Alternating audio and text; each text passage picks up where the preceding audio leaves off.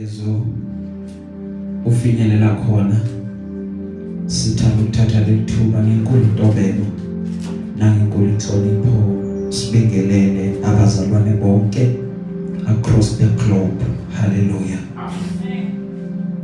Ukhethekile sibingelela kini abazalwane qala kubo baba, sibingelele omama, sibingelele intombi neinsizwa, siphinde sibingelele masonto esikole ngohlelo Jesu.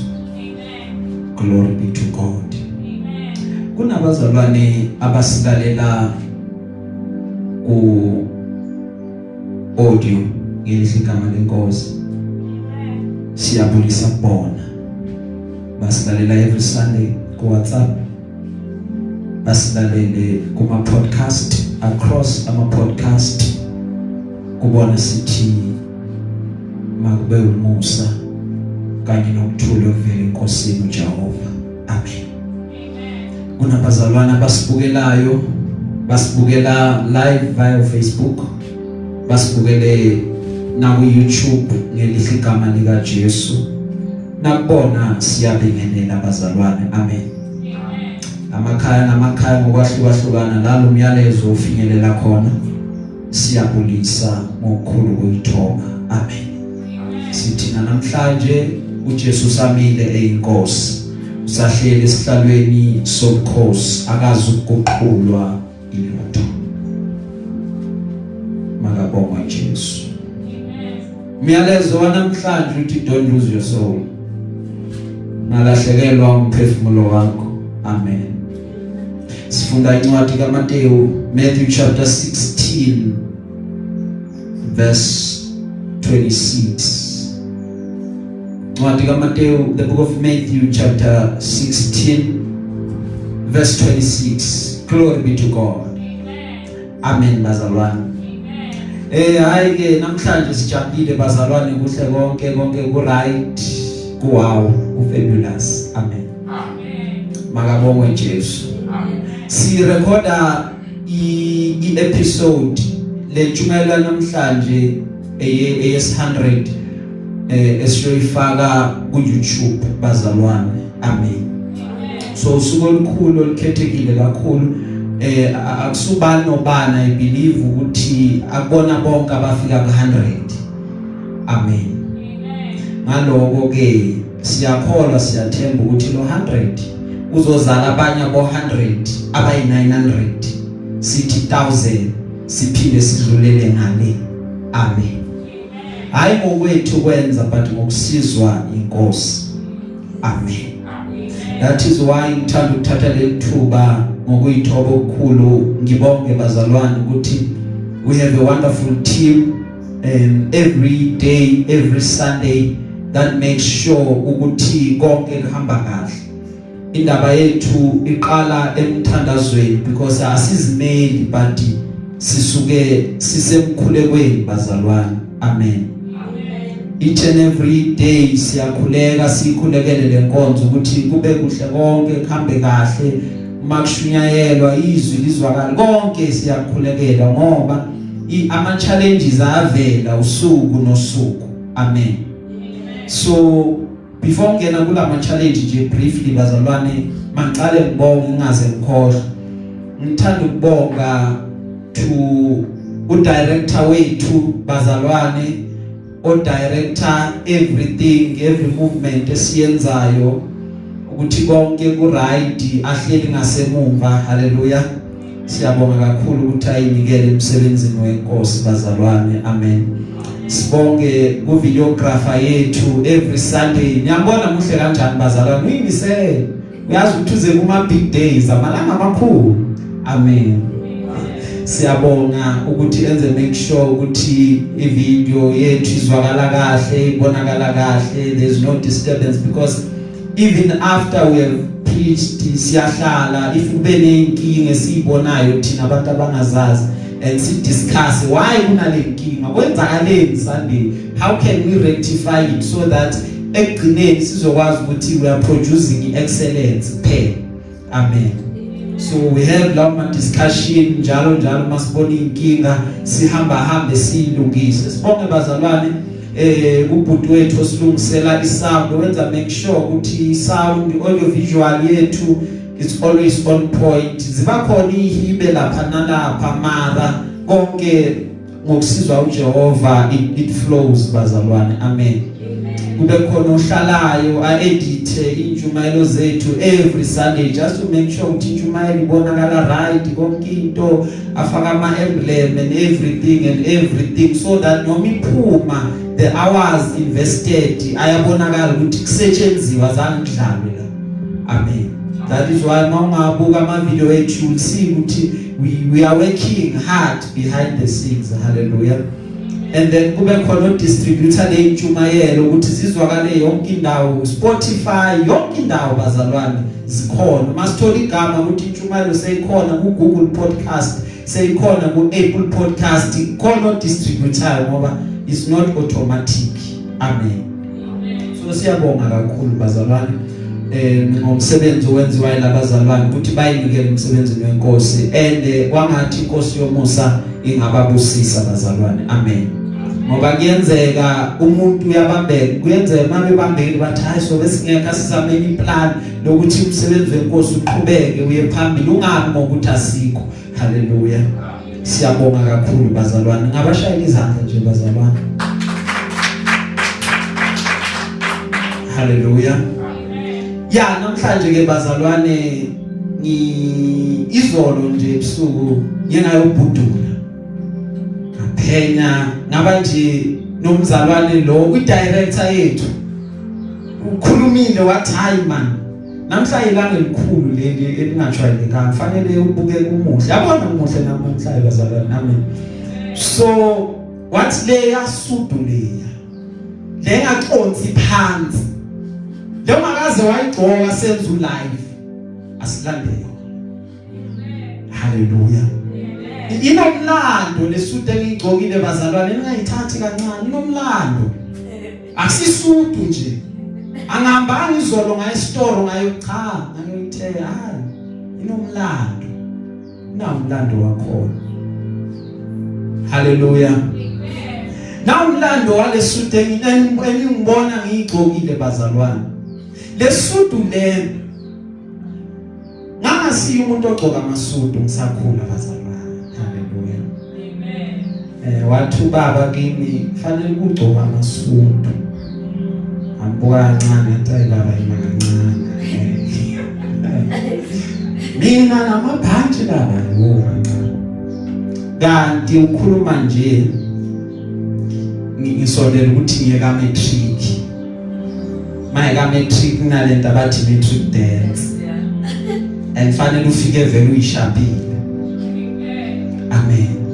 Sengiyabuya manje baba bathe siyaku matric dance maye lapha bakufuneka isudu phela la bathi angaze ngaye bathi kufuneka isudu la angibuka kancane umotha wathi ngakutshela kunjani mama nje wakhipha imali wathi hamba uthenga isudu.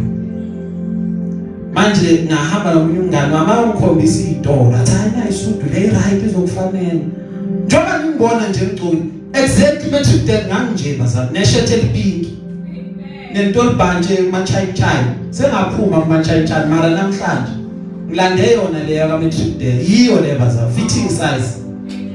Hallelujah. Glory be to God. Amen. Ngisho lenkathulo yizo leze matric dance. Amen bazalwane. Hayi say 14 weminyaka ikhona. Ngayibeka lapha wardrobe. Masilo ukuhamba iminyaka umuntu alokakhulu phala ngathi ngogcina ngingenile. Namhlanje kwenzeka imiracle ngingenile. Yabona le button liyafaseka. Uyabona ivale ngale liyavaleka nedi ngokwestyle ngoba ngimile. Ya kufanelanga siwavale kufanele kushaya umoya ngoba umoya mase uphakama ngizogcina sengihameka. Amen bazalwane. Glory be to God. Sizongena ezweni lenkosi. Siyabonga umsebenzi inkosi owenzayo usuku nosuku. Hallelujah. Amen. uma uJesu ezoyolingwa lithi iBhayibheli uJesu wangenela inkonzo yokuzila ukudla wazila ukudla 40 days and 40 nights umezila ukudla kweza uSathane angazange ukwenza into eziningi ezela ukuba azomlinga wathatha izinto wayibeka before him wathi nako ungakuthola uma ungakhonza mina nako ungakuthola uma ungakhonza mina but uJesu wakususa konke lokho wakugudluza wathi cha Sathane akumelanga ukuba ngikhonze wena sizwa iBhayibheli likhuluma uthi uSathane uyamthatha umphakamisela entabeni uma befika entabeni umkhombe imibuso yonke yomhlaba uthi uyabona lokhu bukhazikhazi bomhlaba uthi uJesu yebo Sathane ngiyakubona uthi uma ungakhonza mina ngiyakukunika kona ngoba kimi nginikiwe kona so that nginikeze anyone ozongikhonza anyone ongithandayo ngikwazi ukuthi ngimnikeze lokhu bukhazikhazi maqeda akuse atamase ngalo njengangokuthanda kwami sizwe uJesu athi cha Sathane kulotshiwe ukuthi ungabi nomunye uNkulunkulu ngaphandle kwakaJehova uNkulunkulu wakho hallelujah. Let us read the word of God. Matthew chapter 16 verse 26. Elo iphethe bese sifundela. Ngokuba kuyakusiza umuntu uma ezuza izwe lonke onakalelo ukuphila kwakhe na. Ingabe uyakukhipha umuntu kube isihlelo sokuphila kwakhe na. Hallelujah. Siyabonga. Oyiphethe ngesilungu bazalwane. Just that one verse. Matthew chapter 16 verse 26. Yes. What good will it be for someone to gain the whole world, yet forfeit their soul? Or what can anyone give in exchange for their soul? Khuleka bamhlamini. uNkulunkulu wethu unemusa wethembekile malanga onke. Livi lakho babele kuphila.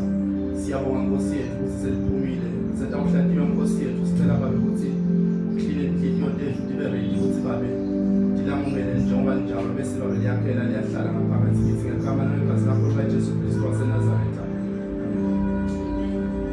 Siyabonga bazalwane. Ngikhumbula ngiqala ukusebenza ngathola umsebenzi ePretoria.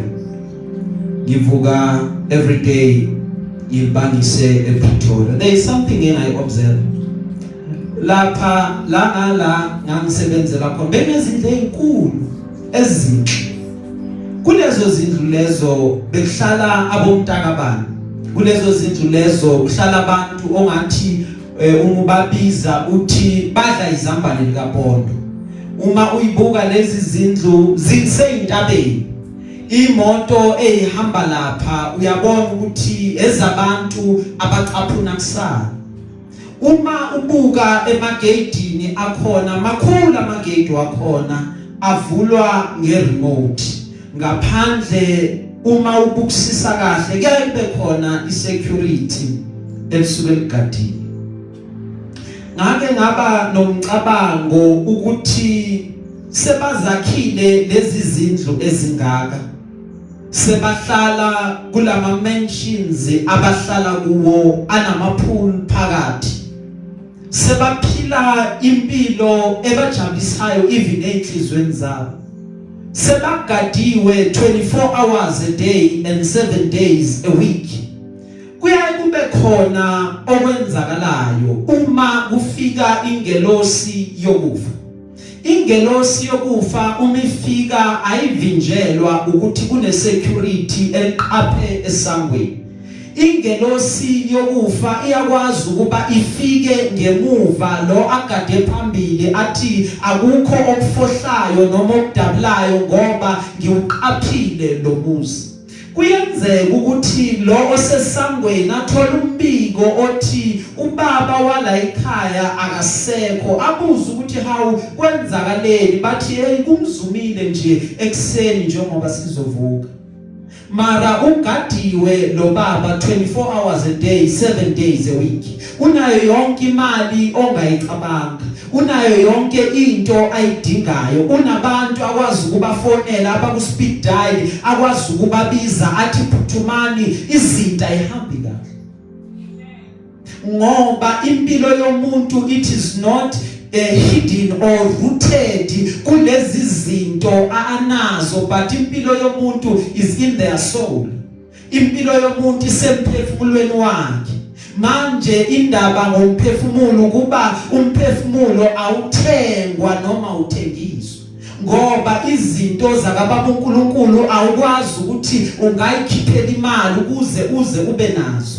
Uyakhumbula eBhayibhelini lithi iBhayibheli indoda yabona imisebenzi yamandla yenziwa abapostoli, yathatha imali yathi iyothenga lo msebenzi noma iyothenga amandla. Ichazwe ukuthi laba bantu banamandla, ngiyayifuna lento abanayo, mangikhiphe lonke igolide ngithenge lento abanayo. But lithi iBhayibheli abapostoli bamrebuke abakusuka nemali yakho, ngoba lento kaNkulunkulu ayithengiswa ayidayiswa. Ayiyi ngokwemali ukuthi wena unamalini, because if bekade iya ngokwemali bengenza vele exchange uthi nginayo yonke imali, so let me preserve impilo yami ngale mali enginayo. But impilo yakho ayibanjwanga imali, ngoba ibanjwe uJehova. Amen. Makabonga uJehova. Lithi iBhayibheli lasifunda khona ngokuba kuyakumsiza ngani umuntu ukuba azuzizwe lonke, kepha onakalelwe ukuphila kwakhe. Kanti lokuzuzizwa kusho ukuthi usindisa ukuphila kwakho yini? Kanti kusho ukuthini ukuzuzizwa? Ungahamba wonke uqedwe umhlaba but uthola ukuthi kune gap. Ungawenza konke uthola ukuthi kune space esikhona singavalekanga. Ngaba nayo yonke imali uthola ukuthi khona la uzwa khona udayi. Indli right inkulu konke kukhona mara ngiyagodola. Why kubanda kulendlu? Inkulu yona. Abantu bacabanga ukuthi ujabulile uyabusa. Unemoto zikhona ziningi, khona nenkulu phakathi mara kune space sente ngavalekanga. Where is your life? What constitutes yini yakha impilo yakho? Amen. Because clearly according to the Bible ukugadarisha zonke lezi zinto ukusuza izwe, it does not automatically mean ukuthi impilo yakho seyilungile. Ngoba ungalizuza izwe lonke but ulahlekelwe ukuphila. Ngoba ukuzuza izwe kusho ukulahlekelwa ukuphila. Kwamazuthi ukulahlekelwa izwe kusho ukuzuza ukuphila. Hallelujah. Amen. That is why you need to give up your life. That is why kumele kuba kufe wena. Ukulahlekelwa izwe kusho ukuthini? Kusho ukuthi ngiyafa mina. Ngiyafa nama desires enginawo. Ifiso enginazo ziyafa. Ukuze kuzophila uKristu. Makusaphila ubumina, makusagcwele ukuzazisa kwami, angikafinyeleli la ngazi yena namandla wamvuza. Amen. Hallelujah. Amen. Now ubumina has to die. Fanele ukuthi ngibulale ubumina usuku nosuku, ngoba ubumina bufuna into eyodwa, bufuna inkanuko zalokuphila. Ngiba nama desire, ngiba nama cravings walokuphila. Because why? Umuntu ophilayo useyimini. That's why uma ubhala iBhayibheli ekhuluma athi ningalithandi izwe nezinto eziphakathi kwezwe. Ngoba umuntu makathanda izwe, uthando lwakababa alukho kuye. ngoba unalo nothando lwezwe akakwazi ukuthanda ukukhonza amakhosi abe mabili akwazi ukukhonza uJehova aphinda akhonze izwe fanele ukuthi kuhlukaniswe kube khona into ehlukanisayo between the two ukuthi usezwini noma usezweni na ungami njengomuntu obephezulu kwefence ongazi indawo uzowela ngapha or awele ngapha kuwe konke kuyafana fanele kube khona separation enzakalayo fanele ihlukaniswe. Amen. That is why it's very important that you die to self. Zonke inkanuko zenyama zife so that kuzophila uKristu kuwe, so that na uzokwazi ukukhuluma njengoPaul ukuthi akusemini ophilayo but uKristu ongene ngaphakathi kimi, and lapho ichange so uyayibona so uyafila ukuthi akusasiye lo muntu engangikade ngikuye ngoba lo wakudala ufile wangcwatshwa sekuvela omusha manje. Ningaluthandi leli lizwi, ningalandeli kakhulu even ezintweni zalo ngoba konke okusezweni kuhlukaniseke kathathu. Ezweni kunenkanuko yenyama. Uma sibona nje siphila sinale craving esibambayo yenyama. Mahlala la uthi kuyashisa namhlanje ngikhanuka i-cold drink bese kufika omunye akujona uyithole kubani ebanda kufika omunye uthi ma eyes yo lapho uzumphimbo uthi jabula mphimbo uzogwina. Come to our one way because the craving of the flesh. Inyama ifuna ukuneliseka, inyama yakhe ifuna ifuna ukusuthiswa. Uthi noma uhambe emola ubone le rogo man uthi hey man ngibonwa yi ebengeke azindlulile la sibengeko enamali yokuthi mara lento mfanela Jesu ake ngibone ukuthi kuphumana ake ngithathe le 50 ngithathe le 100 ngizobona makuphela inyanga ubuye nalo rogo for sure ngoba akubona ukuthi amarogo awekho khona agcwele amanye futhi awusagcoba nokwaco le bomsapi the craving of the flesh beyifuni mawufika uligcokile uze ngale enkonzweni uthi ama high heel ayifika hayi uyabangena namhlanje uthi ngivele ngalibona lisesewindini ngathi ngiyamthanda. Hallelujah. Because ukuyikhuza kuba kuncane kwandele ukuthi fanele igratify le ngizwayo ngibona ngazi ukuthi manga igratifyanga akulungi. Hallelujah. But uyadinga ukuthi ezinye zezinto uyikhuza hayi manje uzoyijabulisa ngelinye ilanga wenzani uthiba lenyama uthina ingakulawuli kuyona yonke indawo because yokulawula nala ungasafuna ukulawulwa yiyo khona. Hallelujah. Yokulawula nangesikhathi sokuthi uthandaza makubeka uvuka uthandaza uthi athi ngilale kancane 2 minutes le 2 minutes izali 2 hours ugcina ulele ungasavuka. Hallelujah. Inkanuko yesibili inkanuko yamehlo. Zintathu inkanuko ungakhohlwa. Number 2 ile yamehlo. Izinto esibonayo. Kunabantu ababona impahla bathi hayi mzala yinhle lethayi yakho uyithengephi. Ambuzi nje as a form of compliment futhi uyayithenga. Next time makangibona so besigcoka ithayi efanayo. Hallelujah.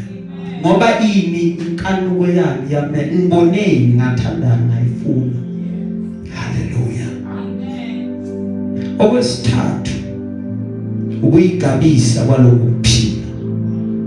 Abantu bayafikelwa yilelo zinga yileyo level because they hamba ngokwama levels. Umuntu aqale bese uyayigabisa. Uyigabisa nini umuntu? Uyigabisa umeqala ebona ukuthi la bengisondelene nababekho ku level yakho then ngiyaqala ngayigabisa. Uyazi ukuthi wonke amaphikoko aneimpapho ezinhle. But iphikoko ayimind ukuthi ivula amaphiko ayo ithi iqhoshela amanye amaphikoko nawo anayimpilo. Same thing with abantu. Once baqala baphakama ku level ethile uzobona umuntu eqala egabisa athi ngani mina ngcono kunani mfana. Because why? The level has put them in another world, in another space. in another time. Pride of life. Nginani mina? Anginayo mosina nonke. Pride. And isitha sisebenza ngalokho, sigadla ngalokho. Ungabuza wena uthi ibandla kwangazuthi alisavivinywa kakhulu, ibandla lisahlaselwa kakhulu, yingoba isitha sibona indlela yokusebenza ukuthi angigadle ngalezi zinto ezintathu. Lo uyovuka kuye nje phakathi abe nenkanuko nje yamehlo, abe nenkanuko yenyama, abe nepride ngezinto anazo.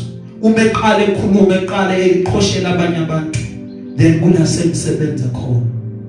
I have been given an opportunity and manje sengiyayi-utilize. Ngoba konke lokho bazalwane akuveli kuBaba uNkulunkulu. But for understand one thing, izwe ney'nkanuko zalo liyadlula.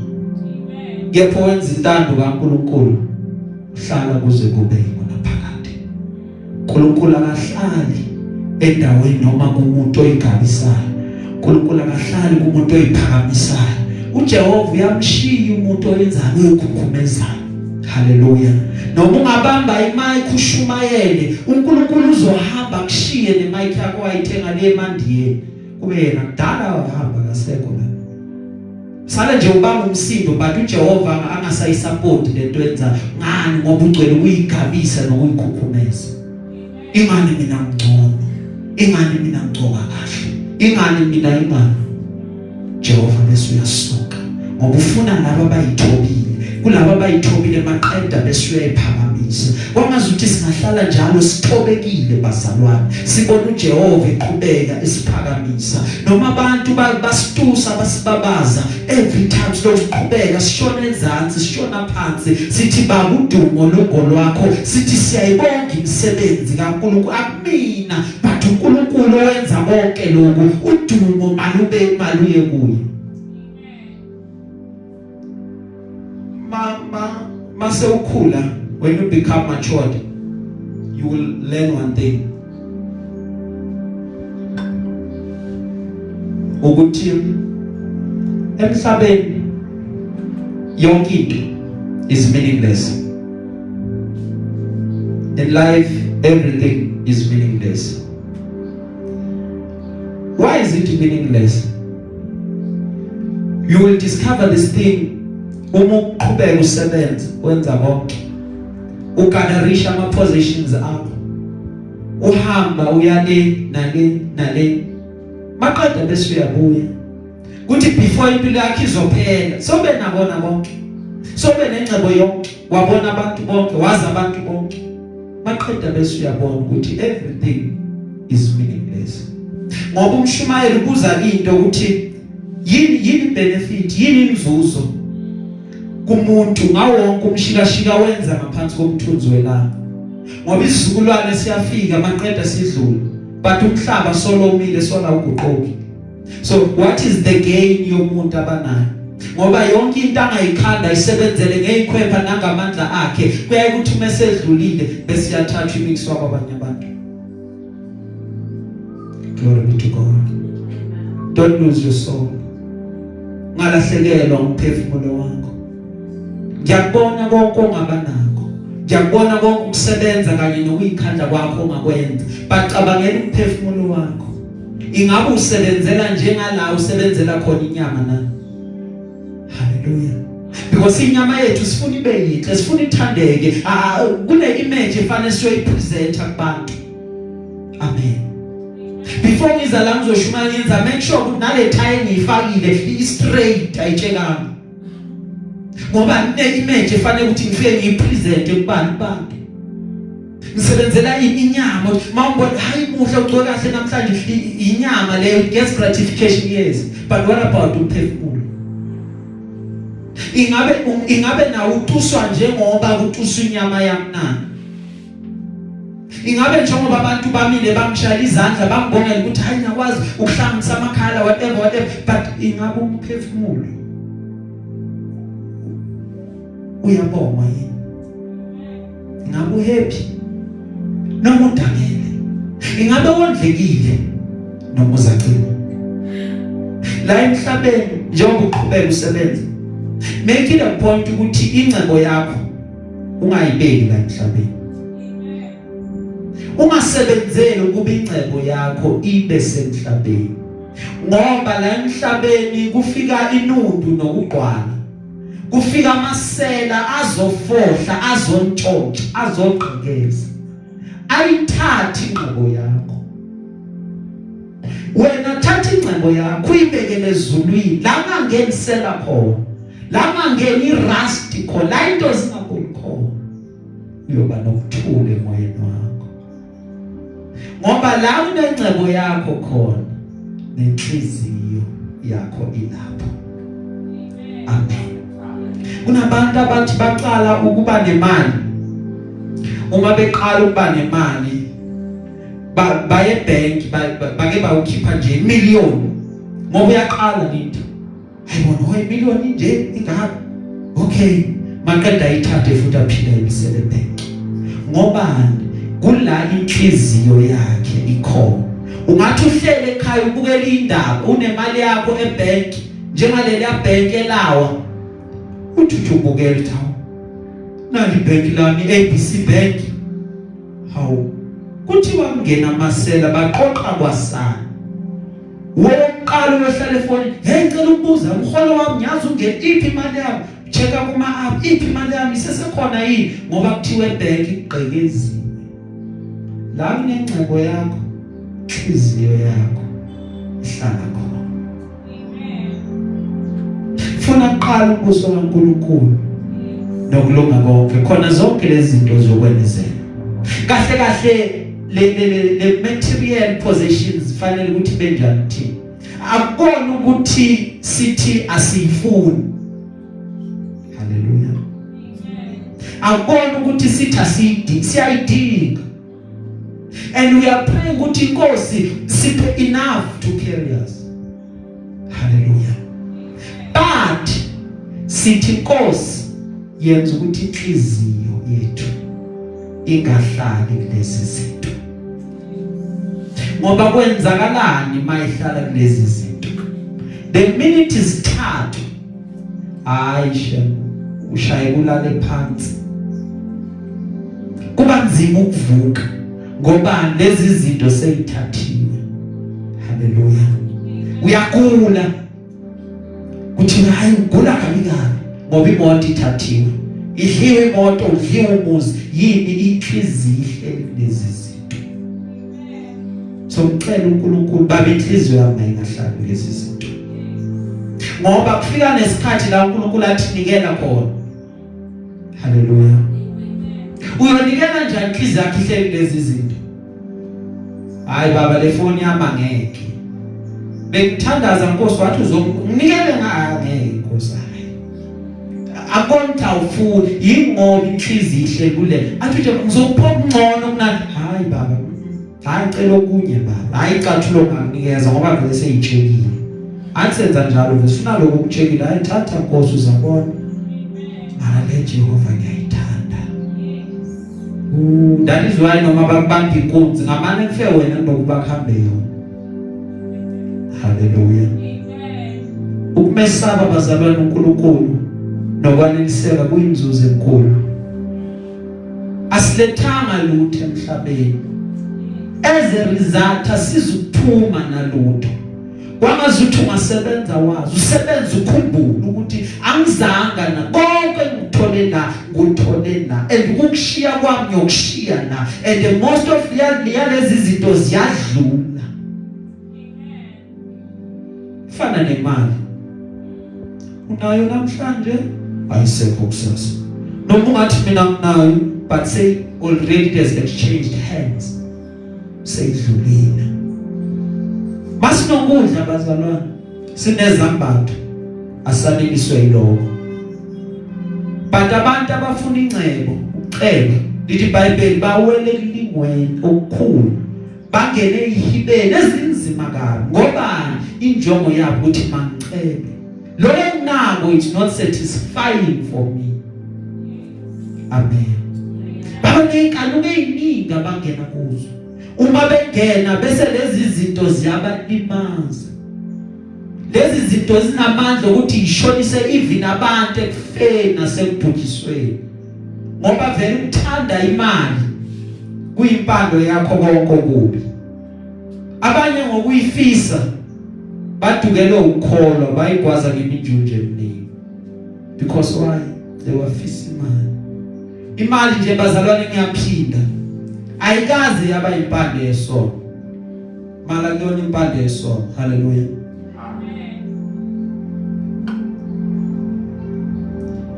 ngoba siyasho nje siyathanda ukusho nathi into esingayiqondi mala kuyona impande yesono mali impendulo yabona bonke uyayidinga nami ngiyayidinga haleluya uma ukhona la uthi awuyidingi kulungile iba nayo imali maqedwe uyilethela kimi mina ngiyayidinga mabonke awuyidingi inkosi izokubusisa futhi wenze kahle nikelela incebo amen glory be to God but uthando lwayo the love so everything that you get everything that you gather check uthando lwayo nawe ukuthi nime kuphi mawungayithandi kuze kudlule uJehova leyo nto haleluya but uthando lwakho lokuqala malube uJehova khona uzoba in rightful standing with God khona incebo yakho izoba semazulwini ingabi la emhlabeni khona noma kungathathwa ini kuwe ingazokumuva to a point of near death experience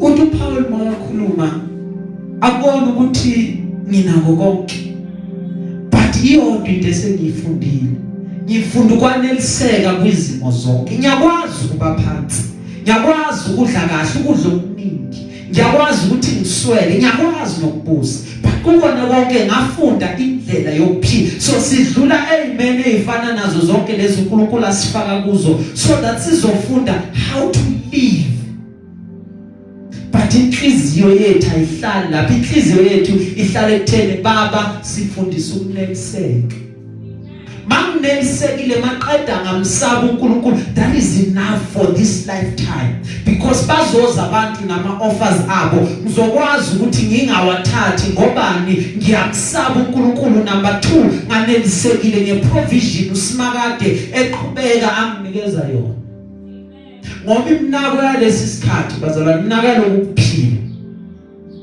nokukhohlisa kwencebo nokuxanela ezinye izinto kuyangena enhlizweni yomuntu kwenza izwi liminyane lingakwazi ukuthela ithelo these desires oba nawo ubaba kunamali yophuma kubheke isimakade nokuthandaza kusathandazeki wena uqala usitshela ukuthi uNkulunkulu wangazi ukuthi umkhuleko wami ngawuzwa yini is the desires now kwenza ukuthi izubona ukuthi hayi izwi ngathi akusatheli ithelo ngobani iminako yalokuphila anginakudla baba nginake lokho kanti kube kunaka yena nakekela ukuswela kwawo haleluya naka yena uzonakekela wena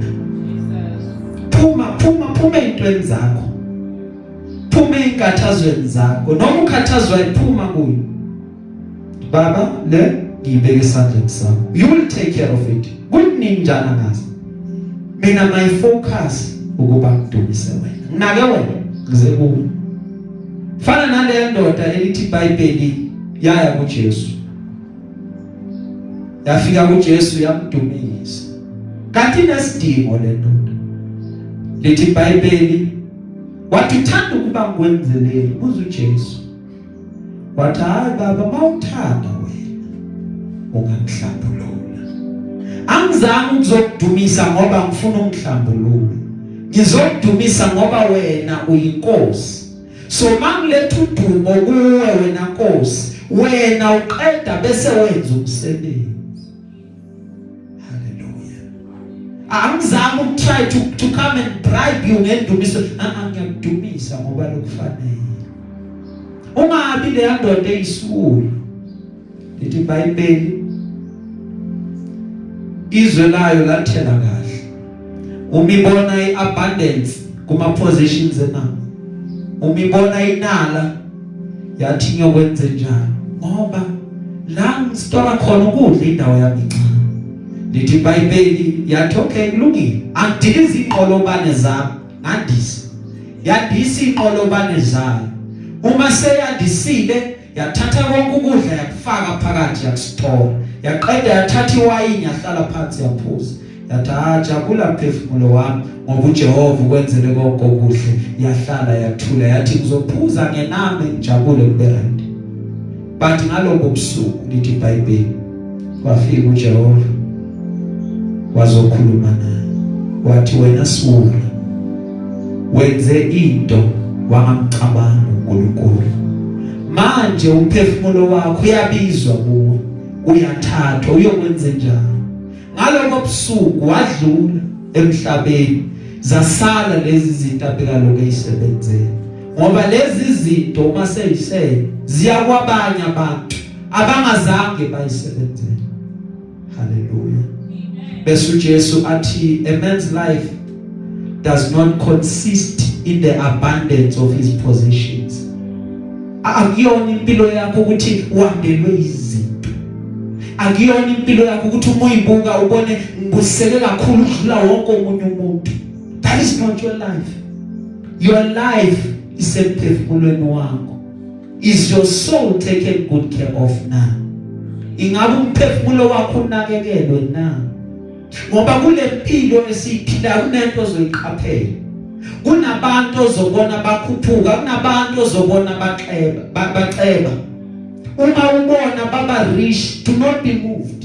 Uma ubona wena usahlanganisa ungahlangana, do not be moved. Uma ubona sebahamba ngemoto wena ungahambi, ungamove lo. Mawubona umkhosi bendlu yomuntu banda, bangakunyakazisi lo. Ngoba ekugcineni babona bonke umuntu akaphathi lutho eyakumhambisa abe inkosi nangale kwethuna. Amen. Hallelujah. Amen. Sebenza uyikhahle. Sebenza kahle. Angithi masisebenza but inhliziyo ingalindi ihlale ku-abundance yakho. Amen. Hallelujah.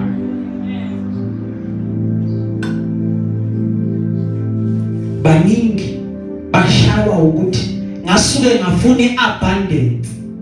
Kanti the higher you go, yayithi geography, the colder it becomes. Mase ufika lephezulu sekubanda semzima ukwehla. Ngoba khona nabanye phela banyathela amakhona inkathi unyuka. Abantu bangaze ngihamba ngemoto engaka sefanele nginciphise ngidowngrade ngihlale emotweni encane. Abantu bangaze ngihlale endlini enkulu engangenzeli lutho sefanele ngiyodowngrade angibuyele lokushini uba mina ngeke. Ngamane lokuchubeka lokuhameka uyahameka status. Hallelujah. Amen. Let it not define you. Because umuntu whether lezi zinto ikhona whether lezi zinto asikho. uNkulunkulu ubusisile whether kukhona whether kubonakala kungekho, but God remains God empilweni yakho. Amen. Uzungavumi ukudefinewa yizinto banazo. Uzungavumi ukudefinewa i-status change ewufika kuzo. But ithi Nkosi, let this serve i-purpose yenjongo yakho. Amen. Hallelujah. That's why noma ufike endaweni ungakhathazwa izinto ezinganamsebenzi. Hallelujah. Mina nje noma ngiyankonzweni bababize bonke abafundisi babize ngamagama ibongo. Yabona babizwa ngeyibongo. Babize ngeyibongo. Banjani anginankinga. Hallelujah. Ngoba I know who I am. Ngizele uzoserve i-purpose. Mangiserve i-purpose ngiqedile ngizelanga igama ukuthi phakama igama. Ngoba ngiboni lina effect. Hallelujah. Igama nje ngoba likhona and lahlonishwa kulungile, but angihlali kulo. Amen. Ngoba umuntu uzahlale kakhulu egameni. Thayi awubizwa noma kanjani, fanele ukuthi ufundise. Awubizi Jesu noma kanjani. Andankinga mina. Mawuthe motha uqedile kulungile. Hallelujah. Ngoba inamfuna ukuhlala ezintweni nami azingisizi mos. Ukuthi ungibize ngegama kwenza ukuthi kube namandla kakhulu. Haleluya. Nakwezinye indawo noma bangasalazanga igama lami dala sihamba singene emizini ngikhohle nokusho ukuthi ngubani ngize ngalento engizeni mabathola uJesu kulungile noma bangazange ukuthi ubani lo bekho right zonke uJesu nje bamzwile bamthola right. Haleluya. Ngobani asebenzele igama. Haleluya. Over time kodlula konke balikhohle igama lakhe abantu ukuthi bekunobani wakabani bakhohle konke lokho into eseyifanele ime umphefumulo wakho. Haleluya. Uyaphi sewenze konke wayikhanda kangaka uyaphi umphefumulo wakho funa namhlanje uyibuze beneqiniso nje kuwe ukuthi where is my soul going. Sesizogcina bekade kunenkosi le nkosi umihleli kwafika umbiko kuyo wokuthi sewuzofa uma ufa la this is life khona indawo ekuthiwa iafterlife okuya khona bonke abafile. Elithi iBhayibheli the mystery of life is akekho sitshelile okuyini oyengane wabona ukuthi kunjani kumnandi kuyabheda waphinde wabuye wazositshela so kuma siya ngani asisabuyi. Amen. That is why uzokhumbula even indaba yesicebi noLazaro lithi iBhayibheli isicebi yonke into sikwakuyihambela kahle la emhlabeni but ngale kwethuna yabona uLazaro ehlele esifubeni saka Abraham yathi baba Abraham ngiyacela ukuba uLazaro azoithoti nje lamanzi nyasha lakhona. Lithi iBhayibheli uma silifunda wathi there's a barrier that we can't pass. Wathi okay look yaqhubeke ngisho but icela uLazaro thuma yena oromunye nje wabaprofeti okhona owagijima ayotshela abafowethu ukuthi bangezi la. Wathi mekhuluma uAbraham wathi hayi ingani bakhona umotha lapha bashumayela babatshela ukuthi mabakhethe indlela elungile zimbili indlela enye ephileni enye ekufeni wena khethe yakho washo isichaba hlabelela uma ukhethe ekufeni uzaya khona ekufeni mawukhethe ekuphileni uzaya khona kuphi ekuphileni. Wathi bakhona bashumayela abezwe bona baqeda bese baphenduka ngoba noma ngavuka umuntu la ayobatshela ukuthi phendukani abazukuzwa basahluleka ukulalela laba bakhona manje. Thiwa le ndoda kwafika umbiko kuyo kwathiwa uzofa yathi ukufa ngiyakusaba ngoba abantu bakusaba ukufa. Haleluya.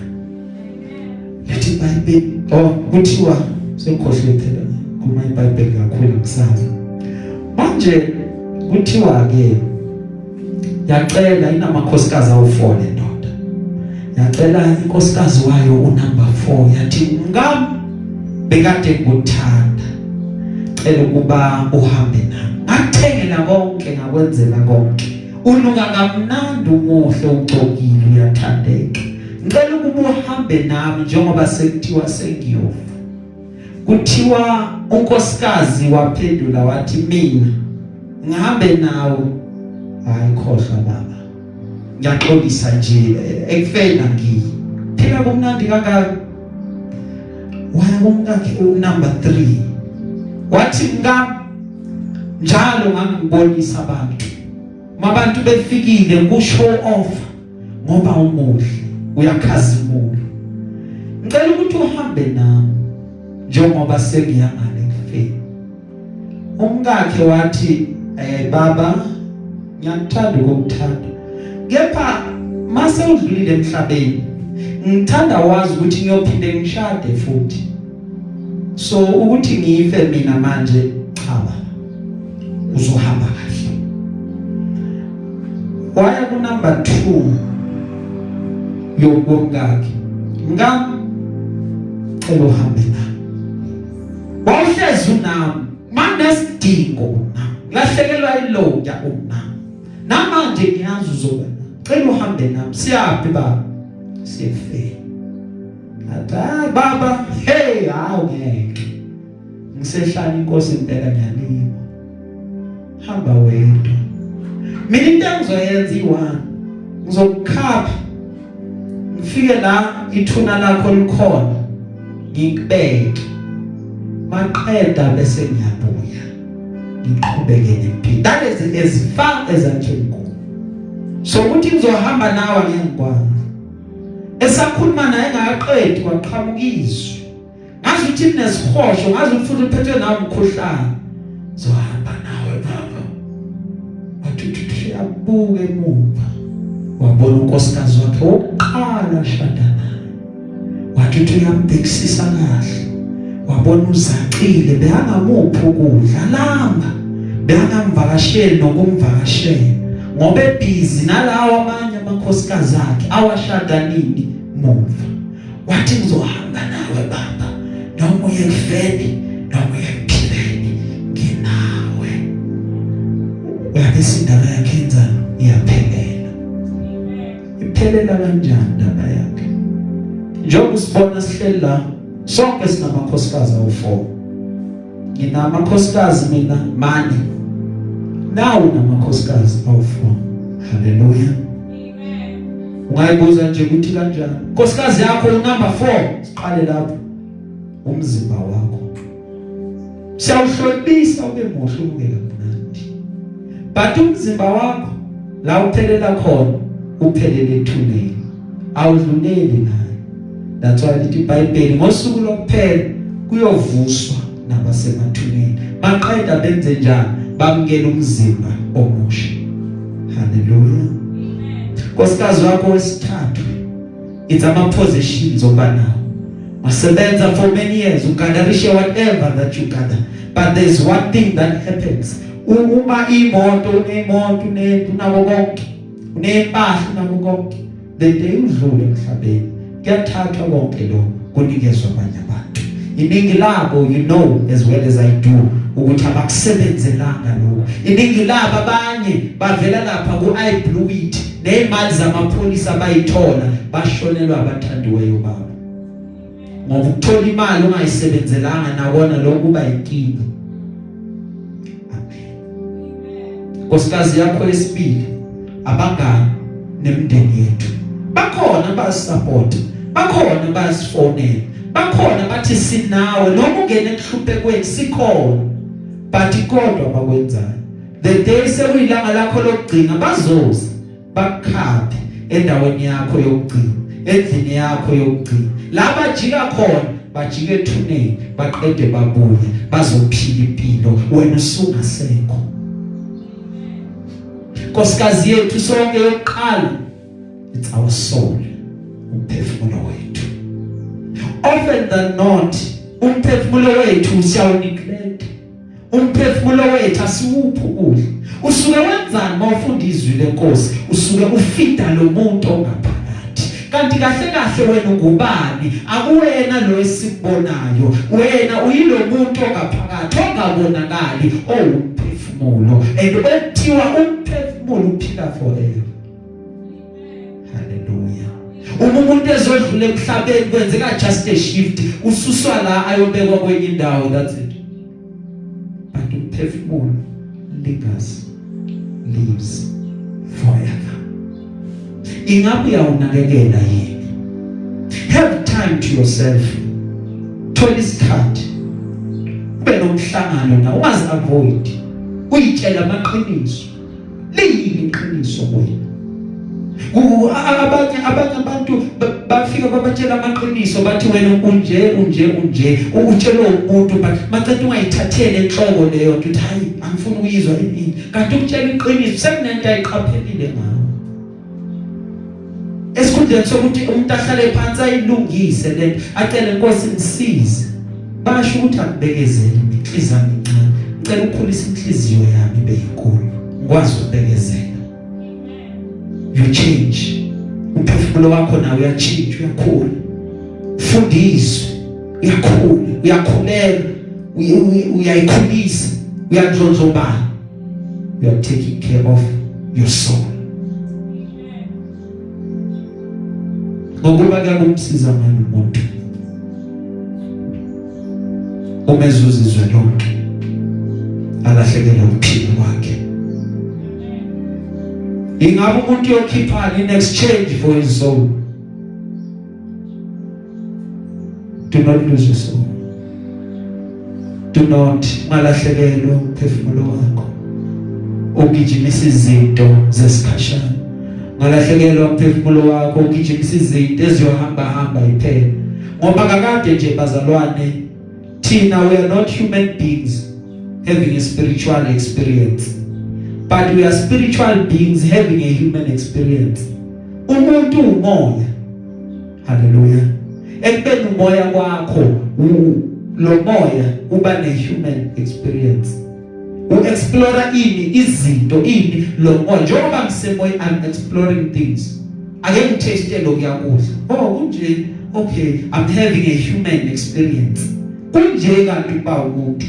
Kunje kanti ukwasha. Kunje kanti ukugula uphathwe ikhanda. You are having a human experience. Unabona khona umuntu unje. Umuntu uyakhathala. Amen. Umuntu uyalala. I'm having a human experience. But I'm a spiritual being. That's why lithi iBhayibheli malikhuluma uNkulunkulu ngumoya. Laba bamdumisa fanele bamdumise ngani ngomoya nangeqiniso. Because yena umoya nathi usenzile saba umoya. Maqeda sanikezwe imizimba ukuthi lemizimba icontain lo moya. Amen. Hallelujah. Nasi ke isiphetho sethu. Lithi iBhayibheli uma sifunda ngokusiza ngani ukuthi uzuzizwe lonke. Ngokusiza ngani ukuthi udume waziwe. Ube ne-image oyiphothe abantu ngilo muntu. But ekhaya i-total opposite. Uyabanikeza isikhathi ngaphandle. Ekhaya isikhathi abanaso. Abakwazi ngokusiza ngani. Ungene lonke izwe, hlale nabangani, spend isikhathi sakhe esiningi endaweni uthi uyayijabulisa. But umoya umphefumulo wakho u-empty. Hallelujah.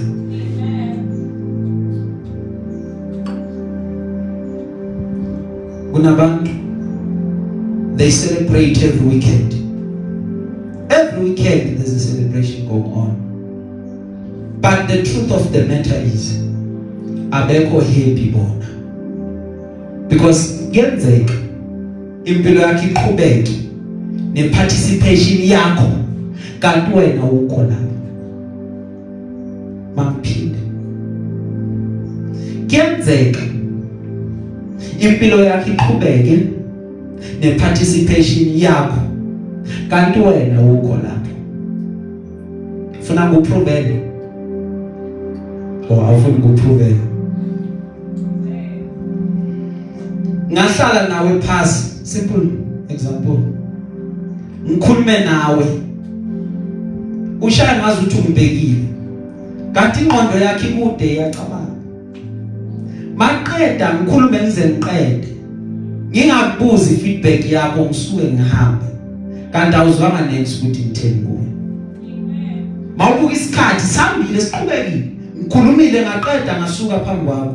But wena mawubuzwa ngitheni angazi. You don't know. So everything was continuing with your participation and involvement, but you were not an active part yalapho. Because awazi nje awuhlanganele. Mase ngibuza, uyakhumbula ngithe kuwe ngicela ungikhiphele umgcomo kaDodi ngoba ngisaphuthuma. Umgcomo nini? Bohleli la ngathi ngikhiphele umgcomo kunamanzi phambi kwakho uthulile. Wavuma wathi iyo ngisakhumbula. Kanjani? I thought umlalela kanti bekade ungimlalela. Nangu ukuphela kwendaba. Lapho sekuzwakale konke mesaba uNkulunkulu ugcina imiyalo yakhe ngokuba lokho kungokwabantu bonke. Fear the Lord, keep his commands, because lokho kungokwabantu bonke. Kosa angifuni okuningi Baba mthandazelo okuningi sesigcina. Thandazelo ukuthi umoya wami, phefumulo wami usinde. Kukona konke usinda njani umphefumulo wakho? Ngokuba umesaba uNkulunkulu, ugcina imiyalo yakhe. Yena mawenze lezi zinto ezimbili uyakufundisa, uyakuhamba nawe endleleni yonke, akubonisa ukuthi how am I keeping your soul ukuthi ingayi kuphi ekufeni. How am I keeping your soul ukuthi ungayiluzi but uhlale njalo umphefumulo wakho uphila. Glory be to God. Isifundo sethu sizophelela la osukwini lwanamhlanje. Wanga inkosi yomusa engasibusisa isenzele kahle. Umoya oyingcwele aqhubeke aba our teacher usuku nosuku. Sizovala namehlo, then I say a short prayer ngaphambi kokuba sihlukane. Egameni lika Jesu waseNazaretha, umuhle ulungile uthembekile. Sibonga indlela osifundise ngayo usuku lwanamhlanje. Sibonga ukuthi week after week you keep on keeping on. UnguThixo ongadelani, UnguThixo osaziyo. Even naloko esikudingayo. Siyakubonga ngezwi lakho. Nkosi, asifuni ukufana nale ndoda eyisifula.